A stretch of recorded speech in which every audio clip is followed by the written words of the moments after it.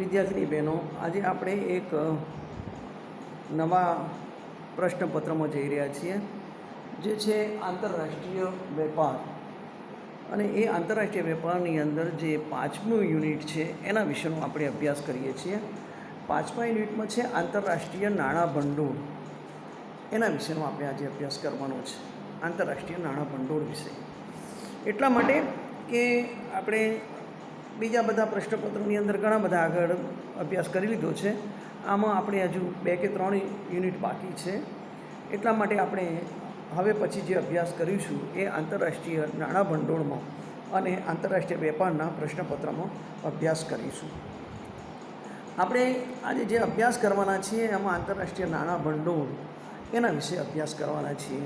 આ વિશ્વની એક નાણાકીય સંસ્થા છે અને એ વિશ્વની નાણાકીય સંસ્થાનો આપણે અભ્યાસ કરવાના છીએ. સામાન્ય રીતે આંતરરાષ્ટ્રીય નાણાં ભંડોળ શું છે, એની રચના કેવી રીતે કરવામાં આવી છે, એનો ખ્યાલ શું છે, એ બાબતો સમજવાની ખૂબ જરૂર છે. પ્રથમ વિશ્વયુદ્ધ પહેલાં વિશ્વના દેશોમાં સુવર્ણ ધોરણ વ્યવસ્થા હતી. સુવર્ણ ધોરણ વ્યવસ્થા હતી એટલે સોનાનું ધોરણ અસ્તિત્વમાં હતું. સોનાના સિક્કાઓ અસ્તિત્વમાં હતા, સોના ધોરણ હતું.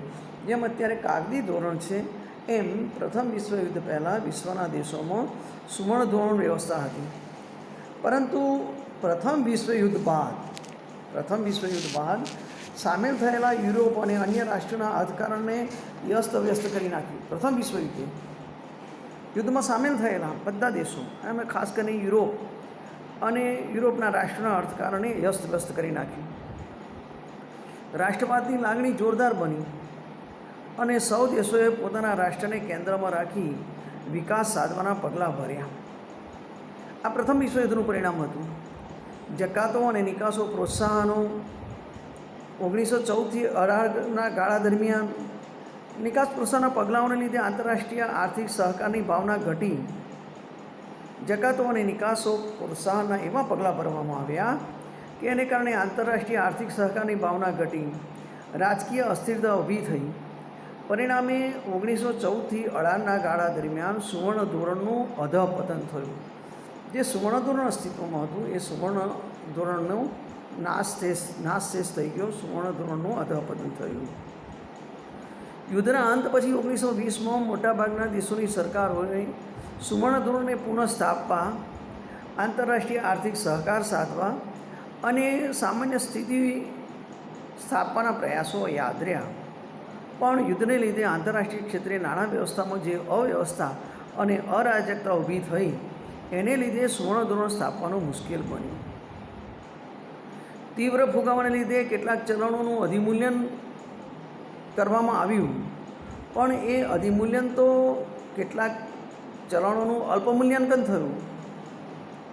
તો કેટલાક દેશોએ સોના વિનિમય ધોરણ અપનાવ્યું. આમ યુદ્ધ પછી દુનિયાના દેશો વચ્ચે જે સહકાર અને અવિશ્વાસ ઓછો થયો તેમાં 1929થી 30, 31, 32, 33ની મહામંદીએ ઉમેરો કર્યો. પરિણામે 1931 પછી લગભગ બધા દેશોએ સુવર્ણ ધોરણનો ત્યાગ કર્યો. અત્યારે આપણે જે ધોરણ અપનાવીએ છીએ એને કાગદી ધોરણ કહેવાય. એ વખતે સુવર્ણ ધોરણ અસ્તિત્વમાં હતું, પરંતુ આ મહામંદી આવી 1929થી 33ના વર્ષો દરમિયાન. ત્યાર પછી દુનિયાના બધા દેશોએ સુવર્ણ ધોરણનો ત્યાગ કર્યો. 1930ની મહામંદીને લીધે પ્રાથમિક અને ઔદ્યોગિક વસ્તુઓનું ઉત્પાદન કરતા બધા દેશોને તેની અસર થઈ. 1929થી 1932ના સમય દરમિયાન પ્રાથમિક વસ્તુઓની ડોલરમાં કિંમત 50% જેટલી ઘટી ગઈ અને નિકાસ કિંમત તો એનાથી પણ વધારે ઘટી. યુનાઇટેડ સ્ટેટ્સની જીએનપી 1929-33માં 1/3 ઘટી ગઈ. ઉત્પાદન અને આંતરરાષ્ટ્રીય નાણાં વ્યવસ્થા પડી ભાગી. પરિણામે આંતરરાષ્ટ્રીય વેપાર અને મૂડીની હેરફેર પર પ્રતિકૂળ અસર પડી. પ્રાથમિક વસ્તુનું ઉત્પાદન કરતાં મોટાભાગના દેશોની નિકાસ ઘટી અને એને સુધારવા 1930 અને 1929 અને 30માં દુનિયાના અર્થતંત્રમાં પોતાના ચલણનું અવમૂલ્યન કર્યું. 1929 અને 30માં દુનિયાના અર્થતંત્રોએ એનું પોતાના ચલણનું અવમૂલ્યન કર્યું. પરિસ્થિતિ એ પેદા થઈ કે પરિસ્થિતિ સુધરવાને બદલે વિનિમય દરમાં મૂલ્ય ઘટાડવાની સ્પર્ધા આરંભાઈ અને એને કારણે દુનિયાના પોતાના ચલણનું અવમૂલ્યન કર્યું. પરિસ્થિતિ સુધારવાને બદલે વિનિમય દરમાં મૂલ્ય ઘટાડવાની સ્પર્ધા આરંભાઈ. દુનિયાના અર્થતંત્રમાં મૂંઝવણો વધી ગઈ. હજુ પણ નિષ્ણાતો સોના ધોરણને ફરીથી સ્થાપવામાં માનતા હતા, પણ જ્યારે યુએસએ પોતાના ચલણનું અવમૂલ્યન કર્યું અને લંડનમાં અગ્રગણ્ય સરકારોની પરિષદ સોના ધોરણને પુનઃસ્થાપિત કરવામાં નિષ્ફળ નીવડી, અથવા તો આ પદ્ધતિની અવેજીમાં બીજી કોઈ સામાન્ય વ્યવસ્થા લાવવામાં નિષ્ફળ નીવડી, ત્યારે જૂની પદ્ધતિના પ્રવાહનો 1933-34માં અંત આવ્યો. કેટલીક સરકારો પોતાના ચલણના અધિમૂલ્યને વળગી રહ્યા, જ્યારે કેટલાકે વિનિમય દરમાં સ્પર્ધાત્મક મૂલ્ય ઘટાડો કરવા માંડ્યો. અને આ સંજોગોમાં અધિમૂલ્યને વળગી રહ્યા પછી જ્યારે કેટલાક વિનિમય દરોમાં સ્પર્ધાત્મક મૂલ્યમાં ઘટાડો કર્યો, ત્યારે આ સંજોગોમાં ઘણા દેશોએ વેપાર અને રોજગારી ટકાવી રાખવા માટે વેપાર નિયંત્રણો અપનાવવા માંડ્યા. બહુલક્ષી વેપાર વ્યવસ્થા, આયાત નિયંત્રણો, નિકાસ નિયંત્રણો, પ્રોત્સાહનો, નિકાસ માટેના પ્રોત્સાહનો, દ્વિપક્ષી વેપારી કરારો, વિનિમય અંકુશો, ક્વોટા પદ્ધતિને લીધે આજે આખી ક્વોટા પદ્ધતિને લીધે અવરોધવા માંડી. હવે ઔદ્યોગિક ઉત્પાદનના પ્રમાણમાં આંતરરાષ્ટ્રીય વેપારનો વધારો ઓછો પડવા લાગ્યો. પહેલાં જે દુનિયામાં ઉત્પાદન સાથે આંતરરાષ્ટ્રીય વેપાર કદમ મિલાવી શકતો હતો, તે હવે પાછળ રહેવા લાગ્યું. આંતરરાષ્ટ્રીય મૂડીની હેરફેર પણ મુક્ત ન રહી. નાણાકીય સહકારને બદલે ગળાકાર હરીફાઈનો ઉદ્ભવ થયો અને આ સાથે બીજા વિશ્વયુદ્ધમાં માનવ શક્તિનો વિનાશ થયો. એટલે આ આંતરરાષ્ટ્રીય નાણાં ભંડોળની રચના પહેલાંની સ્થિતિ છે અને એ વખતે શું પરિસ્થિતિ વિશ્વના દેશોમાં હતી એનું વર્ણન છે. કઈ રીતે સુવર્ણ ધોરણનો અંત આવે, સુવર્ણ ધોરણ નાશ પામ્યું એની ચર્ચા છે. અલબત્ત પ્રથમ વિશ્વયુદ્ધ સુધી સોના ધોરણ અસ્તિત્વમાં હતું, પણ પ્રથમ વિશ્વયુદ્ધ પૂરું થયા પછી એની જે અસરો ઊભી થઈ તે અને ત્યારબાદ જે 1929-30ની મહામંદી આવી તે એ 1929-30ની મહામંદી અને આ પ્રથમ વિશ્વયુદ્ધ એ બંનેને કારણે સુવર્ણ ધોરણનો અંત આવ્યો. એક બાજુ વેપારમાં અનિશ્ચિતતા, મૂડીની નાસભાગ, ચલણોના મૂલ્યોની અસ્થિરતા, એવા અનિષ્ટો ફેલાવા લાગ્યા હતા. આ બધી સમસ્યાઓને હલ કરવા માટે અને વિદેશ વેપારને પ્રોત્સાહન આપવા, લેણદેણ તુલનાની અસમતુલનના પ્રશ્નો આંતરરાષ્ટ્રીય ધોરણે હલ કરવા અને આંતરરાષ્ટ્રીય દેવાના પ્રશ્નને સરળતાથી હલ કરવા આંતરરાષ્ટ્રીય સહકાર ઊભો કરવાની અનિવાર્યતા ઘણા નિષ્ણાતોને દેખાવા લાગી. આ માટે વિચારણાઓ થઈ અને જુદા જુદા દેશોએ પોતાની યોજનાઓ ચર્ચા વિચારણા માટે મૂકી, જેમાં અમેરિકન વ્હાઇટ પ્લાન, યુકેએ કેન્શન પ્લાન અને કેનેડાએ કેનેડિયન પ્લાન રજૂ કર્યો. આ બધી યોજનાઓ પર વિચારણા કરવા 1 જુલાઈથી 22 જુલાઈ 1944માં અમેરિકામાં બ્રેટન વુડ્સ ખાતે એક આંતરરાષ્ટ્રીય નાણાકીય પરિષદ બોલાવવામાં આવી અને એમાં 44 દેશોના પ્રતિનિધિઓ જોડાયા હતા. આખરે કેનેડિયન પ્લાનના ટેકા સાથે મુખ્યત્વે અમેરિકાના વ્હાઇટ પ્લાનનો સ્વીકાર કરવામાં આવ્યો, જે અનુસાર 2 મહત્ત્વની સંસ્થાઓ અસ્તિત્વમાં આવી. એમાં પહેલી સંસ્થા છે આંતરરાષ્ટ્રીય નાણાં ભંડોળ અને બીજી સંસ્થા છે આંતરરાષ્ટ્રીય પુનઃરચના અને વિકાસ માટેની આંતરરાષ્ટ્રીય બેંક, જેને IBRD તરીકે ઓળખવામાં આવે છે, અને આંતરરાષ્ટ્રીય નાણાં ભંડોળને IMF તરીકે ઓળખવામાં આવે છે. આ 2 સંસ્થાઓની સ્થાપના કરવામાં આવી. આ 2 પૈકી નાણાં ભંડોળ ટૂંકા ગાળાની વિદેશી હુંડિયામણની જરૂરિયાત સંતોષવા માટે અને આંતરરાષ્ટ્રીય બેંક લાંબા ગાળાના મૂડીરોકાણ માટે હતી. આમ આંતરરાષ્ટ્રીય નાણાં ભંડોળની સ્થાપના ડિસેમ્બર 1945માં કરવામાં આવી. જો કે તેણે માર્ચ 1947થી કામગીરીની શરૂઆત કરી. ભંડોળના 39 દેશો મૂળ સભ્ય તરીકે હતા, જેમાં આજે આંતરરાષ્ટ્રીય નાણાં ભંડોળના ક્ષેત્રે લગભગ 149 સભ્ય સંખ્યા થઈ છે. એટલે આજે આંતરરાષ્ટ્રીય નાણાં ભંડોળ આંતરરાષ્ટ્રીય ક્ષેત્રે મહત્ત્વની આર્થિક સંસ્થા છે અને એ ભંડોળ સભ્ય દેશોને ટૂંકા ગાળાના વિદેશી હુંડિયામણની જરૂરિયાતો સંતોષે છે.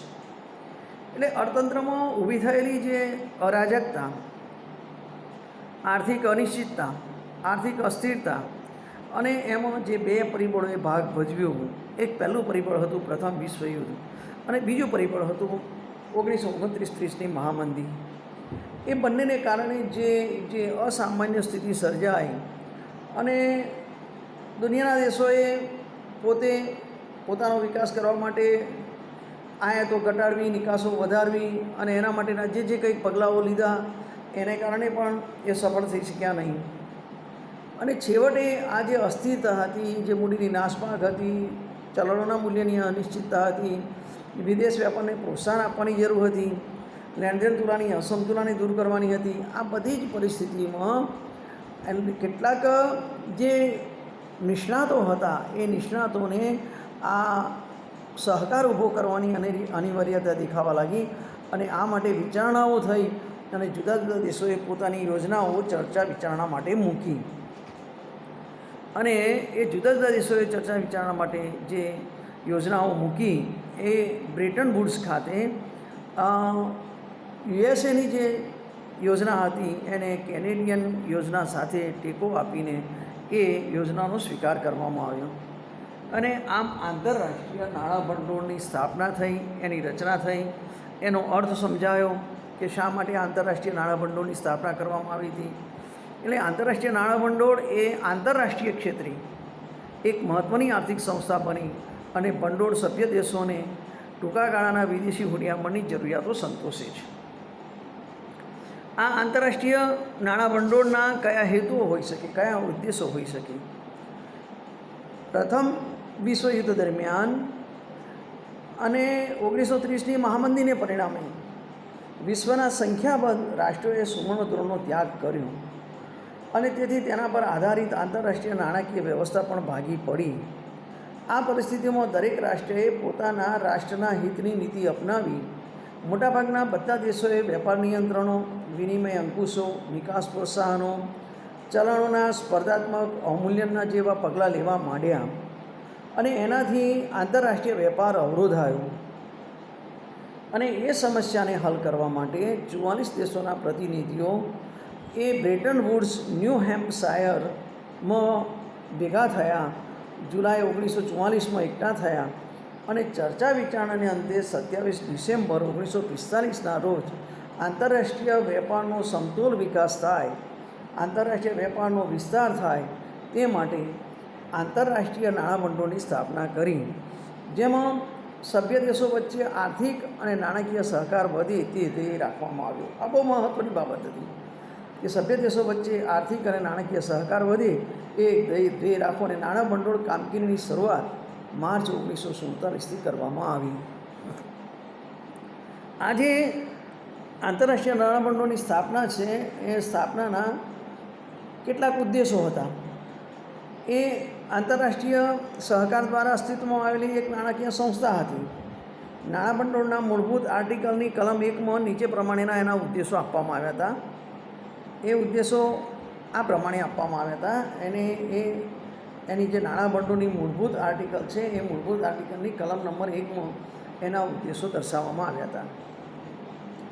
પહેલો ઉદ્દેશ હતો આંતરરાષ્ટ્રીય નાણાકીય સહકારને પ્રોત્સાહન આપવું અને આંતરરાષ્ટ્રીય નાણાકીય સમસ્યાઓની ચર્ચા વિચારણા કરી હલ કરવા માટે સુવિધાઓ પૂરી પાડવી.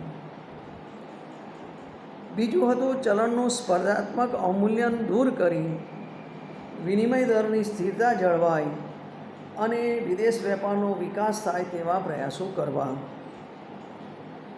ત્રીજી બાબત હતી આંતરરાષ્ટ્રીય વેપારનો સમતોલ વિકાસ થાય અને સભ્ય દેશોમાં આવક અને રોજગારીની ઊંચી સપાટી જળવાય એવા પ્રયાસો હાથ ધરવા. કારણ કે તે વખતે પણ આ 1929-30ની મહામંદીને કારણે રોજગારીમાં ખૂબ ઘટાડો થયેલો હતો.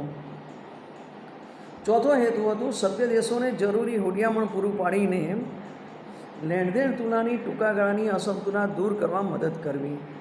અને પાંચમો મુદ્દો હતો વિદેશ વેપાર પરના નિયંત્રણો અને હુંડિયામણ ઉપરના અંકુશો દૂર કરી બહુપક્ષીય ચૂકવણીઓની પદ્ધતિ સ્થાપવી. એનો છઠ્ઠો હેતુ હતો સભ્ય દેશોની લેણદેણની તુલાની અસમતુલાની કક્ષા અને સમયનો ગાળો ઓછો થાય તેવા પ્રયાસો કરવા અને આ ઉદ્દેશોને આધારે નાણાં ભંડોળનો મુખ્ય ઉદ્દેશ એ મુક્ત વેપાર, બહિર્મુખી ચૂકવણીઓ, વિનિમય દરની જાળવણી, આંતરરાષ્ટ્રીય ક્ષેત્રે આર્થિક સમૃદ્ધિમાં વધારો, આ બધી બાબતોનો સમાવેશ કરવામાં આવ્યો. પહેલો મુદ્દો હતો આંતરરાષ્ટ્રીય નાણાકીય સહકારને પ્રોત્સાહન આપવું અને આંતરરાષ્ટ્રીય નાણાકીય સંસ્થાઓની ચર્ચા વિચારણા કરી હલ કરવા માટેની સુવિધાઓ પૂરી પાડવી. હવે નાણાકીય સહકારને પ્રોત્સાહન આપવું એટલે આ આંતરરાષ્ટ્રીય નાણાં ભંડોળની અંદર જે 44 સભ્ય દેશો હતા એ 44 સભ્ય દેશો વચ્ચે નાણાકીય સહકાર આપવાનું એક પ્રોત્સાહન પકડી રાખવું, એકબીજાને મદદરૂપ થવું અને સહકાર આપીને કોઈ નાણાકીય કટોકટી ન સર્જાય તે માટે એક દેશ બીજા દેશને મદદરૂપ થાય એવો એનો પહેલો હેતુ હતો. બીજી બાબત એની સાથે સંકળાયેલી હતી આંતરરાષ્ટ્રીય નાણાકીય સમસ્યાઓની ચર્ચા વિચારણા કરી હલ કરવા માટેની સુવિધાઓ પૂરી પાડવી. આ સભ્ય દેશો વચ્ચે માનો કે કોઈ નાણાકીય સમસ્યા ઊભી થઈ, આ સભ્ય દેશો વચ્ચે માનો કે કોઈ પ્રકારની આર્થિક અસ્થિરતા પેદા થઈ, તો એ સભ્ય દેશો વચ્ચેની આર્થિક અસ્થિરતા કે બીજી કોઈ પણ નાણાકીય સમસ્યા ઊભી થાય તો એ નાણાકીય સમસ્યાઓને ચર્ચા વિચારણા કરી હલ કરવા માટેની સુવિધાઓ પૂરી પાડવી એવું પણ નક્કી કરવામાં આવ્યું. અને આ પણ એક અગત્યની બાબત છે કે જ્યારે તમે સભ્ય દેશો તરીકે આંતરરાષ્ટ્રીય નાણાં ભંડોળમાં જોડાઓ છો ત્યારે આંતરરાષ્ટ્રીય નાણાં ભંડોળની અંદર સ્થાપવામાં આવેલા હેતુઓ છે એ હેતુઓને વળગી રહીને, એ હેતુઓને પ્રોત્સાહન આપીને એ હેતુઓનો વિકાસ થાય એ માટેના પ્રયત્નો કરવા જોઈએ. અને એટલા માટે સભ્ય દેશોની વચ્ચે આંતરરાષ્ટ્રીય નાણાં ભંડોળનો આ એક પ્રથમ ઉદ્દેશ એવો રાખવામાં આવ્યો હતો કે આંતરરાષ્ટ્રીય નાણાકીય સહકારને પ્રોત્સાહન આપવું અને આ સભ્ય દેશો વચ્ચે કોઈપણ પ્રકારની આંતરરાષ્ટ્રીય નાણાકીય સમસ્યાઓ હોય તો એની ચર્ચા વિચારણા કરી એની હલ કરવા માટેની સુવિધાઓ પૂરી પાડવી. એટલે એ નાણાકીય સમસ્યાઓ છે એ નાણાકીય સમસ્યાઓના ઉકેલ માટેના પ્રયત્નો કરવા અને એ ઉકેલ માટેના પ્રયત્નો કરીને એ એક દેશ બીજા દેશને મદદરૂપ બને એવો એનો પ્રથમ ઉદ્દેશ રાખવામાં આવ્યો હતો. બધાની ચર્ચા પછી કરીશું આપણે. હાલ આ સમયની પાબંદી છે, સમય પૂરો થવા આવ્યો છે એટલે આ ચર્ચાને અહીંયા અટકાવું છું. હવે પછી આપણે આંતરરાષ્ટ્રીય આ નાણાં ભંડોળના કેટલાક હેતુઓ છે એની વિગતે ચર્ચા કરી અને પછી આંતરરાષ્ટ્રીય નાણાં ભંડોળના કાર્યો વિશે ચર્ચા કરીશું. હાલ હું અહીંયા આ ચર્ચાને વિરામ આપું છું. ખૂબ ખૂબ આભાર. હવે પછી આપણે આના પછીના જે આંતરરાષ્ટ્રીય નાણાં ભંડોળના હેતુઓ છે એના વિશે ચર્ચા કરીશું.